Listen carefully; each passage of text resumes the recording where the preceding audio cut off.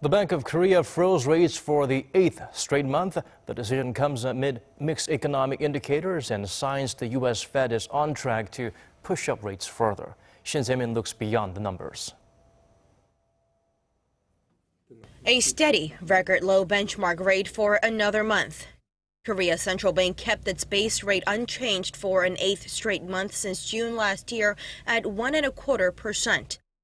BOK Governor Lee Ju-yeol said the rate freeze follows a moderate pickup in the economy, with the country's exports and facilities investment likely to post better performance on the back of steady global recovery.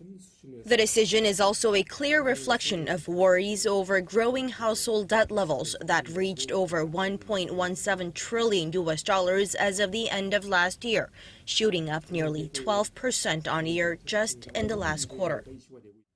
Although the overall volume of household debt has expanded, the types of debts and the financial assets of households with debt payments are healthier than they had been. But at the same time, we are closely watching the pace of debt growth while monitoring the expansion seen from second-tier lenders. The governor added that the bank's board members will carry out measures to ensure monetary policy decisions support economic growth and help realize the consumer price inflation target. Korea's consumer prices had logged the fastest pace of growth in January at 2%, while consumer sentiment remained at a near 8-year low. But Lee said no changes have been made to the bank's previous stance of accommodation, given that inflationary pressures on the demand side are still weak. The monetary policy in the coming months will largely be determined by the course of the country's private consumption.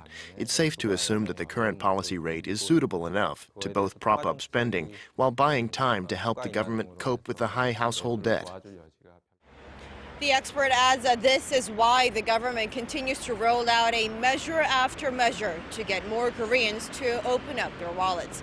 Shin Se-min, Arirang News.